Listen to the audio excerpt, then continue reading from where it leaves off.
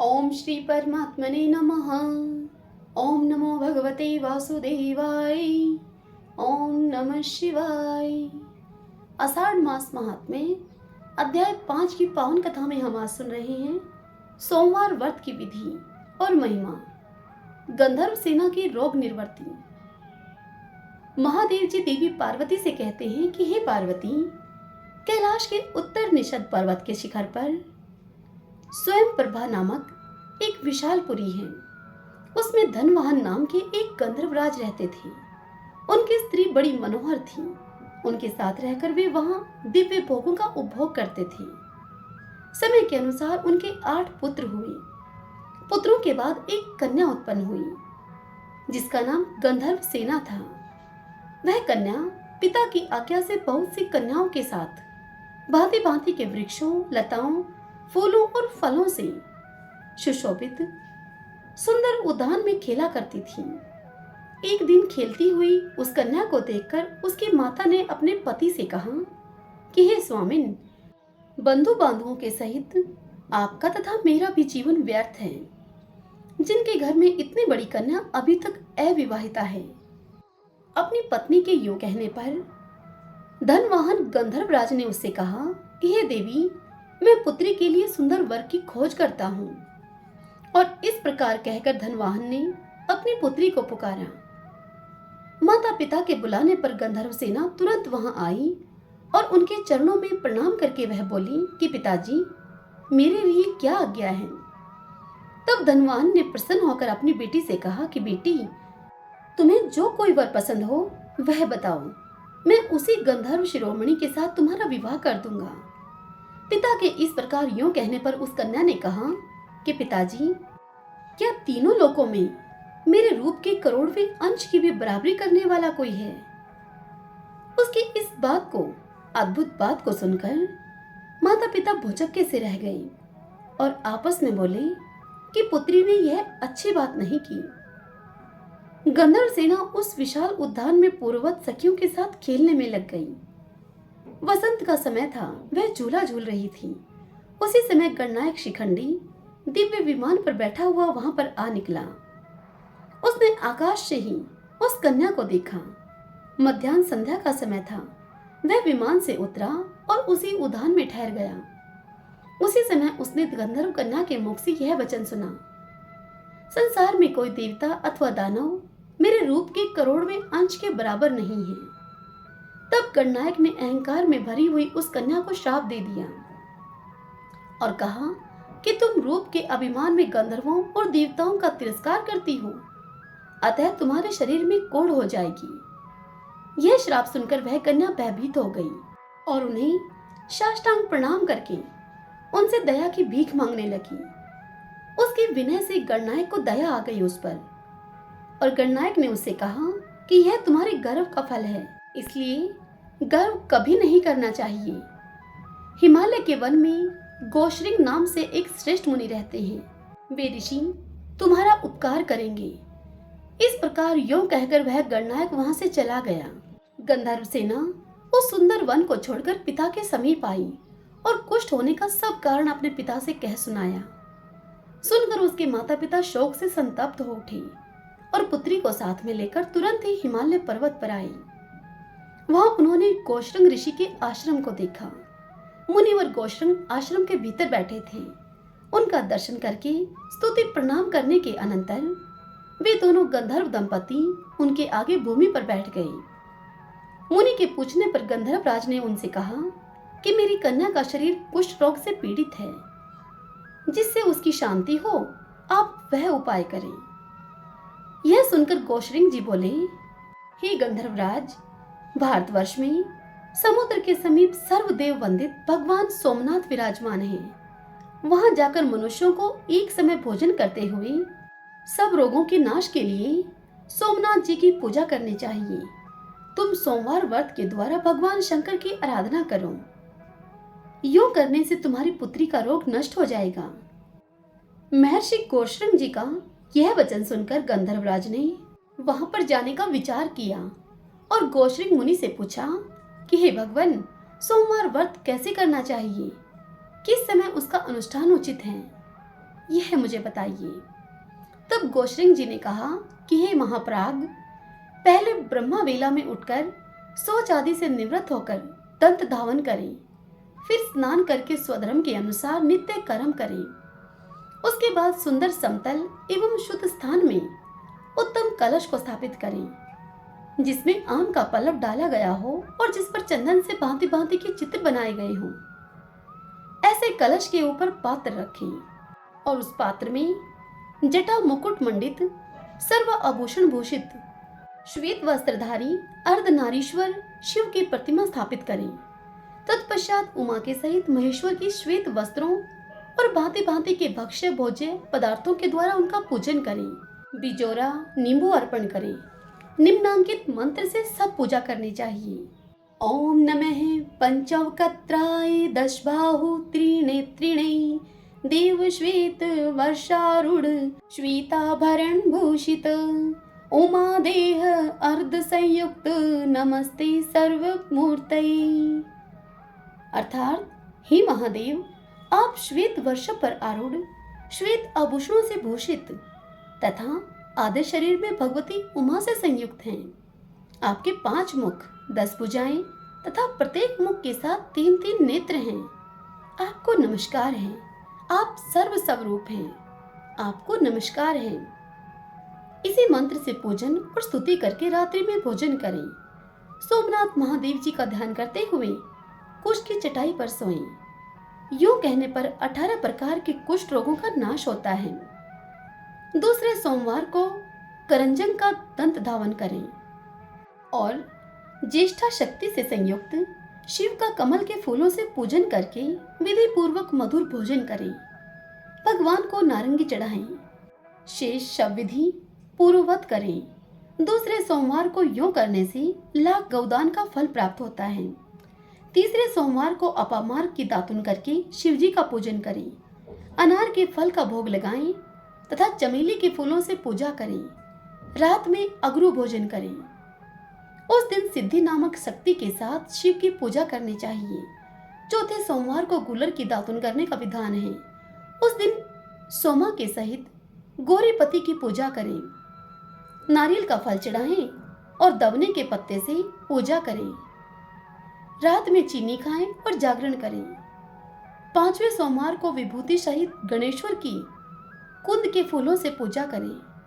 People की दातुन करें और मुनक्का के साथ अर्घ्य दें। रात को मौक्तिक तंदुल अर्थात सफेद मक्के का भोजन करें। यूं करने से अश्वमेध यज्ञ का फल प्राप्त होता है। छठे सोमवार को भद्रा के सहित स्वरूप नामक शिव का पूजन करें। चमेली की दातुन करें और धतूरे के फल से अर्घ्य दें। उस दिन बेला के फूलों से परम भक्ति पूर्वक पूजन करना चाहिए। रात्रि में कपूर भोजन करें। 7वें सोमवार को बेला की दातुन करें और दीप्त शक्ति के साथ सर्वज्ञ शिव की पूजा करें। जंभीरी नींबू का फल अर्पण करें और चमेली के फूलों से पूजा करें। रात को लौंग खाएं। यूं करने से अनंत फल की प्राप्ति होती है। 8वें सोमवार को केले के फल और मरवा के फूलों से अमोघा शक्ति के सहित जगदीश्वर शिव का पूजन करें। रात में दूध पिएं। इससे अग्निष्टोम यज्ञ का फल प्राप्त होता है। करोड़ बार गंगा स्नान करने से और सूर्य ग्रहण के समय कुरुक्षेत्र में वेद वेता ब्राह्मण को 10,000 स्वर्ण मुद्रा दान करने से जिस फल की प्राप्ति होती है, वही सोमवार व्रत करने पर कोटि गुना होकर मिलता है।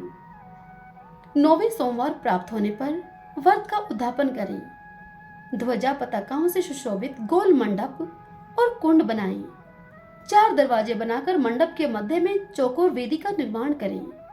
उस पर मंडल बनाकर बीच में कमल बनाएं।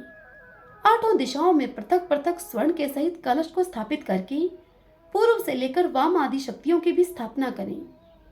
कर्णिका में परम प्रकाशमय श्री सोमनाथ जी को विराजमान करें। सोमनाथ जी की स्वर्णमयी प्रतिमा मनोमती नामक शक्ति के सहित स्वर्ण शैया पर स्थापित करनी चाहिए। स्वर्ण अथवा रजत आदि के पात्र को शहद से भरकर उसे स्वर्ण शैया पर आच्छादित करके रख दें और उसी पर शिव प्रतिमा का पूजन करें। फिर वस्त्र, आभूषण, तांबूल, छत्र, चांवर, दर्पण, दीप, घंटा, चंदोवा, शैया और गद्दा इत्यादि वस्तुओं को सोमनाथ की प्रीति के उद्देश्य से पुराण वेता आचार्य को दान करें। वही होम कराएं। पूजन करके रात में वही जागरण भी करें। अपने हृदय में सोमनाथ जी का ध्यान करते हुए पंचगव्य पीकर रहें। प्रातःकाल स्नान करके विधि पूर्वक सोमदेव का ध्यान करें।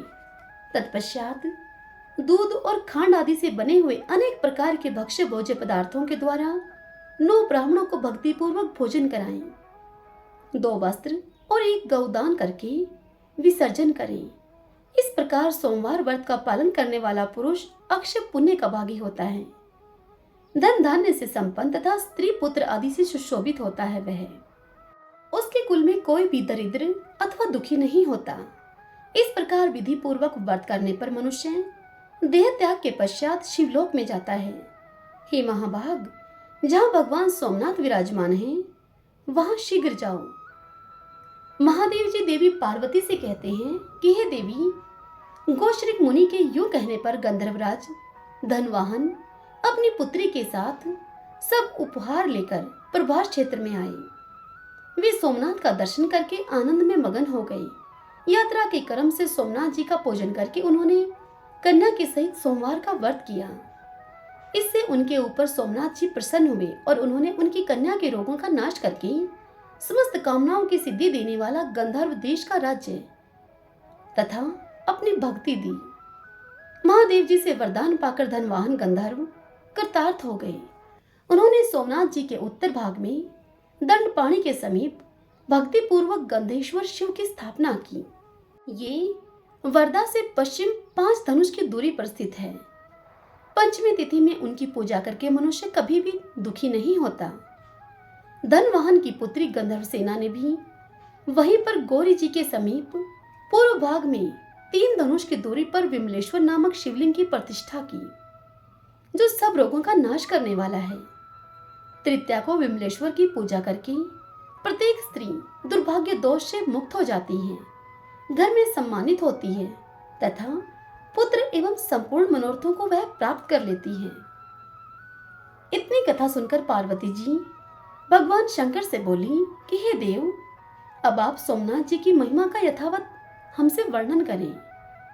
तब महादेव जी ने देवी पार्वती से कहा कि हे भामिनी, हेमंत, शिशिर एवं वसंत ऋतुओं में सोमनाथ की यात्रा करनी चाहिए, अथवा जब कभी भी आपके पास धन हो, मन में यात्रा के लिए उत्साह हो एवं कोई पर्व आया हो, तभी वहां की यात्रा की जा सकती है। श्रद्धा भक्ति ही यात्रा का मुख्य हेतु है।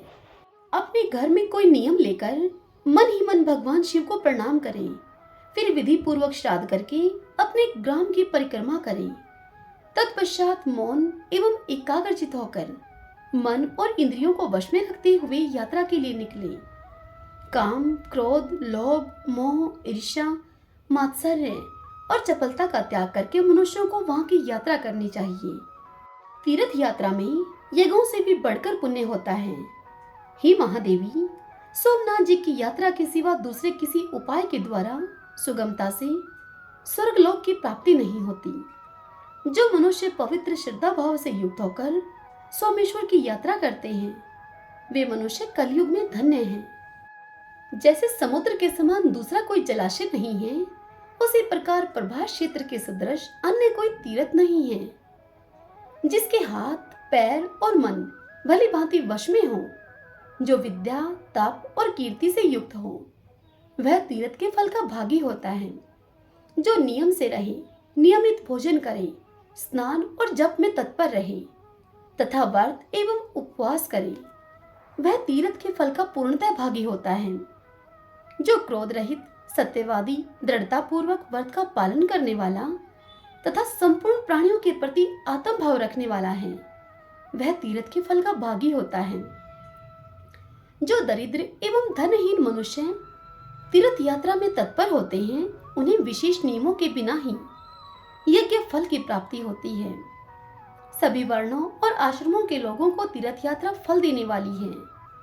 जो दूसरे किसी कार्य से तीर्थ में जाता है और वहां जाकर वह स्नान करता है, उसके लिए मुनियों ने स्नान के आधे फल की प्राप्ति बतलाई है। इस लोक में पैदल तीर्थ यात्रा करने को उत्तम तब बताया गया है। किसी सवारी से यात्रा करने पर तीर्थ में स्नान मात्र का ही फल मिलता है, यात्रा का नहीं। हे देवी, जो मनुष्य अपने ही धन और अपने ही पैरों से तीर्थ यात्रा संपन्न करते हैं, उन्हें चौगुने पुण्य की प्राप्ति होती है। इंद्रियों को वश में रखते हुए भिक्षान भोजन पूर्वक जो तीर्थ यात्रा करते हैं, वे 10 गुना पुण्य फल पाते हैं। छाता और जूता धारण न करके भिक्षान भोजन एवं इंद्रिय संयम पूर्वक तीर्थ यात्रा करने वाला ब्राह्मण भयंकर पापों से मुक्त हो जाता है। प्रतिग्रह अर्थात दान ग्रहण न करने वाले मनुष्य की यात्रा 10 गुना पुण्य देने वाली होती है। जो ब्राह्मण लोभवश क्षेत्र में दान की रुचि रखता है, उस दूषित हृदय वाले के लिए न तो यह लोक सुखद होता है और न ही परलोक। यदि शूद्र ब्राह्मण का वेश धारण करके तीर्थ में दान ग्रहण करता है, तो वह तत्काल तृण और काष्ठ के समान भस्म हो जाता है और नरक में गिरता है। अतः औरों की तो बात ही क्या है, ब्राह्मणों को भी थोड़ी भी प्रतिग्रह नहीं स्वीकार करना चाहिए। तीर्थ 2 प्रकार के होते हैं, कृत और अकृत। जो स्वकीय भाव से युक्त हैं, अर्थात जो अपने ही धन और पैरों से यात्रा करता है और अपने हृदय में उत्तम भाव रखता है, वही इन दोनों प्रकार के तीर्थों का संपूर्ण फल पाता है। जो मनुष्य दूसरे के अन्न से जीविका चलाते हुए यात्रा करते हैं, वह उस तीर्थ यात्रा के संपूर्ण फल का 16वां भाग पाता है। असमर्थ, अंध, पंगु तथा यायावर जो दूसरों के अन्न लेने के लिए विवश हैं, उनका प्रतिग्रह दोष रहित माना गया है। जो तीर्थ से भी मनुष्य ब्राह्मणों को स्नान की सुविधा अर्थात व्यय आदि तथा खानपान आदि देता है, वह तीर्थ जनित संपूर्ण फल को पाता है। इष्ट देव, गुरु और माता पिता को स्व इच्छानुसार पुण्य प्रदान करने वाला पुरुष 8 गुने फल का भागी होता है। स्नान, दान, तप, होम, स्वाध्याय, देव पूजा आदि पुण्य कर्म का ही सर्वत्र दान होता है, पाप कर्म का नहीं। तीर्थ में जाकर माता पिता, भाई, सुहृदय तथा गुरु जिसके उद्देश्य से भी मनुष्य गोता लगाता है, वह उस तीर्थ स्नान के पुण्य का 2 दशांश प्राप्त कर लेता है। अतः वेद के बल का भरोसा करके प्रतिग्रह अर्थात दान लेने में रुचि न रखें। वेद बेचने वाला पुरुष का स्पर्श कर लेने पर स्नान करने का ही विधान है। राजा के दरबार में तथा विशेषतः तीर्थ और महातीर्थ में रहने वाले विद्वान को वेद विक्रय कदापि नहीं करना चाहिए। जो तीर्थ से भी ब्राह्मण दान देने पर भी दान न ले, वही वास्तव में तीर्थ करता है और अपने पूर्वजों को भी पवित्र कर देता है। अन्यत्र किया हुआ पाप तीर्थ में क्षीण हो जाता है, परंतु तीर्थ में किया हुआ पाप अन्य स्थानों में कभी नष्ट नहीं होता है। तीर्थ सेवन करने वाला जो ब्राह्मण अत्यंत कलेशग्रस्त होने पर भी किसी से दान नहीं लेता, सत्य बोलता है और चित्त वृत्तियों को रोककर ध्यानस्थ रहता है, उसी के लिए तीर्थ उपकारक होता है। सतयुग में पुष्कर, त्रेता में नैमिषारण्य, द्वापर में कुरुक्षेत्र तथा कलयुग में प्रभास क्षेत्र मुख्य माना गया है। एक मनुष्य सहस्त्र युगों तक एक पैर से खड़ा होकर तपस्या करता है और दूसरा मनुष्य केवल प्रभास तीर्थ की यात्रा करता है। दोनों का फल एक समान है। प्रभास तीर्थ में पहुंचकर मनुष्य सवारी छोड़ दे और अपने ही चरणों से पैदल चले, नाचते, हंसते, गाते और कीर्तन करते हुए सोमेश्वर देव के समीप जाए। वहां सबसे पहले जटाजूटधारी भगवान शिव का दर्शन करें। सोमनाथ के सम्मुख स्थित हुए उस पुरुष को देखकर पितृ सदैव संतुष्ट होते हैं। पितामह हर्ष ध्वनि करते हैं और कहते हैं कि हमारे वंश का सुपुत्र हमें तारने के लिए यहाँ प्रस्थित हुआ है। सोमनाथ जी के समीप जाकर पहले शोर कराएं, तीर्थ में उपवास करें। गंगा के समान कोई तीर्थ नहीं है, भगवान श्री कृष्ण के समान कोई गति नहीं है, व्याहृति होम के समान होम नहीं है, गायत्री के सदृश दूसरा जपनीय मंत्र नहीं है, जल के भीतर अघमर्षण जप के समान दूसरा कोई पाप नाशक कर्म नहीं है तथा तीर्थ में उपवास करने से बढ़कर और कोई ऐसा उपाय नहीं है जो पापियों के सब पापों को शांत करने वाला तथा सत्पुरुषों को उनके अभीष्ट मनोरथों को देने वाला हो। देवस्थान में उपवास करने का विशेष विधान है। उपवास ही ब्राह्मण का श्रेष्ठ तप कहा गया है। छठे समय भोजन करना शूद्रों के लिए महान तप है। वर्ण शंकरों के लिए एक दिन का उपवास ही श्रेष्ठ तप है। यदि शूद्र छठे काल से अधिक उपवास करे, अर्थात वह 3 दिन से अधिक समय तक बिना भोजन किए तप करता रहे, तो राष्ट्र की हानि होती है तथा राजा के लिए महान उपद्रव प्राप्त होता है। शूद्र को चाहिए कि वह कुशा को न उखाड़े, कपिला गौ का दूध न पिए, पीपल के पत्ते पर भोजन न करे, ओमकार का उच्चारण न करे, यज्ञ का पुरोडाश न खाए, यज्ञोपवीत न पहने और न ही वेद को पढ़े। शूद्र के कर्म केवल देवता आदि को नमस्कार करने मात्र से ही सिद्ध हो जाते हैं। शूद्र के लिए जिन कर्मों का निषेध किया गया है, उन्हें यदि वह करता है तो वह अपने पितरों के साथ नरक में डूबता है। जिसने अपनी 11 इंद्रियों को वश में कर लिया है, वही तीर्थ का फल पाता है। दूसरे अजितेंद्रिय मनुष्य केवल कलेश के भागी होते हैं। जो मानव तीर्थ में पितरों का श्राद्ध और स्नान करता है तथा सब प्राणियों के हित में संलग्न रहता है, वह तीर्थ के पूर्ण फल को पाता है। जो पाखंडी, लोभी और परस्त्री प्राण होकर तीर्थ यात्रा करता है, वह केवल पाप का भागी होता है। हे महादेवी, यो जानकर मनुष्य विधि पूर्वक तीर्थ यात्रा करे। पहले तीर्थ में उपवास करके श्रद्धायुक्त होकर दृढ़ता पूर्वक उत्तम व्रत का पालन करें। उसके बाद वहां भोजन करें। ब्राह्मण को उस दिन कभी भी पराया अन्न नहीं खाना चाहिए। भोजन देने वाले को 100 गुना पुण्य मिलता है। अतः व्रती, तीर्थ यात्री एवं विशेषतः विधवा को चाहिए कि वह तीर्थ में उपवास करे और यथासंभव दूसरे को अन्न दे। पराया अन्न भोजन करने पर जिसका अन्न खाया जाता है, उसी को वह पुण्यफल प्राप्त होता है। अब मैं विधवा स्त्री के लिए तीर्थ यात्रा की विधि तुमसे बतलाता हूँ। विधवा को उचित है कि वह रोली, चंदन, पान, पुष्पमाला, रंगीन वस्त्र, शैया आदि बिछावन, अशिष्ट मनुष्यों से वार्तालाप, दोबारा भोजन, पुरुष की ओर देखना और हंसना छोड़ दे, जोर जोर से बोलना छोड़ दे, जूते पहनना और नृत्य करना छोड़ दे, गीत गाने को त्याग दे, केश रखना, आंखों में काजल लगाना, उपटन लगवाना, उल्टा स्त्रियों से वार्तालाप करना और पंडिताई दिखाना छोड़ दे। यति, ब्रह्मचारी और विधवा ये नित्य स्नान और श्वेत वस्त्र धारण करें। सतयुग में तप उत्तम है, त्रेता में ध्यान उत्तम है, द्वापर में यज्ञ उत्तम है और कलयुग में केवल दान श्रेष्ठ धर्म है।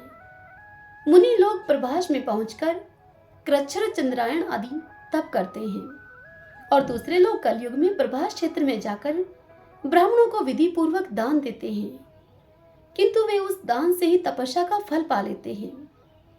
धान्य, रत्न, गुड़, स्वर्ण, तिल, रुई, शक्कर, घी, नमक और चांदी ये 10 पर्वत कहे गए हैं, अर्थात धान्य पर्वत, रत्नमय पर्वत आदि रूप से इन वस्तुओं के पर्वत अर्थात ढेरी का दान करना चाहिए। गुड़, घी, दही, मधु, जल, रुई, तिल, कंबल, रतन और नमक ये 10 प्रकार की वस्तुएं धेनु मानी गई हैं। इनकी धेनु का दान किया जाता है।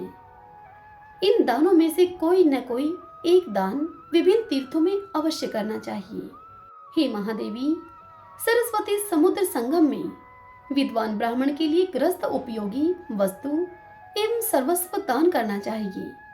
बहुत हो या फिर थोड़ा, ब्राह्मणों को प्रिय वस्तुओं का ही दान करना चाहिए। जिस तीर्थ में शिवलिंग तथा निर्मल जल वाला जलाशय हो, वहां पहले अग्निहोत्र करके विशिष्ट दान देना चाहिए। प्रत्येक तीर्थ में देवताओं और पितरों का तर्पण, श्राद्ध, दक्षिणा सहित दान तथा गौदान करना चाहिए।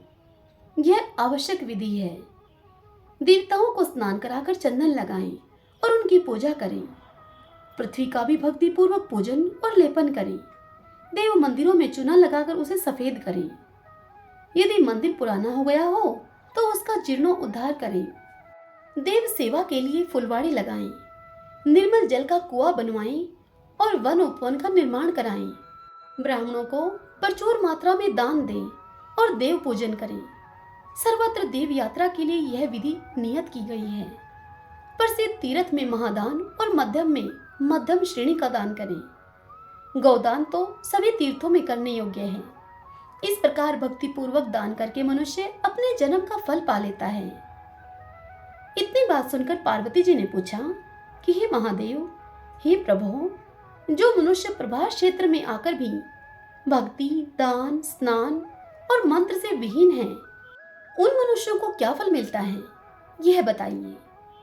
तब महादेव जी ने पार्वती से कहा कि हे देवी, धनी हो या निर्धन, मंत्रज्ञ हो या मंत्र रहित, जो प्रभास में मृत्यु को प्राप्त होते हैं वे सभी शिवलोक को जाते हैं। हे प्रिय, जो मंत्रहीन और निर्धन मनुष्य वहां देह त्याग करते हैं, उन्हें मैं एक बड़ा ही भारी विमान देता हूँ। वे स्नान दान के अनुरूप परम पद को प्राप्त होते हैं। कोई स्नान के प्रभाव से तो कोई दान से, कोई सोमेश्वर लिंग के प्रभाव से, कोई लिंग पूजा से, कोई ध्यान के प्रभाव से, कोई योग की महिमा से, कोई मंत्र जप से, तो कोई तप से, तो कोई तीर्थ संन्यास से, तो कोई भक्ति भाव के अनुसार वहां परम पद को प्राप्त होते हैं। ये तथा और भी बहुत से उत्तम, मध्यम और अधम श्रेणी के लोग सूर्य सदृश तेजस्वी विमानों के द्वारा शिवलोक में जाते हैं।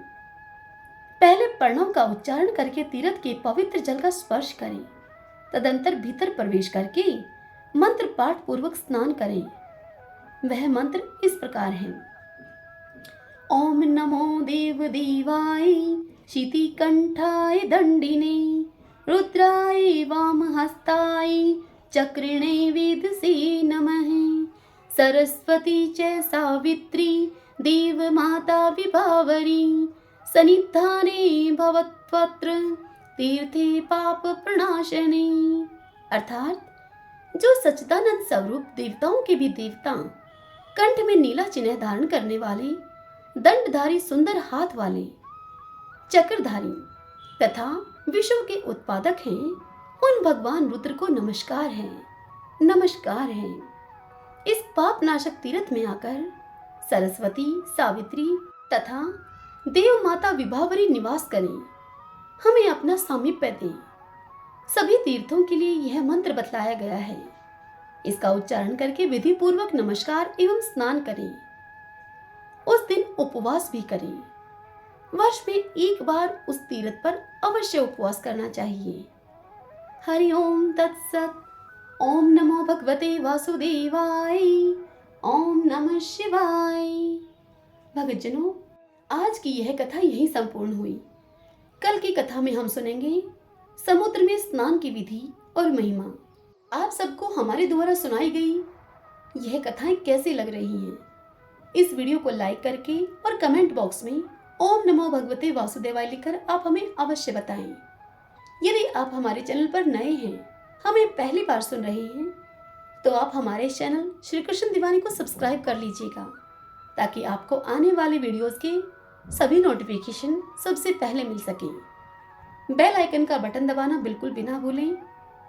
हरे कृष्णा।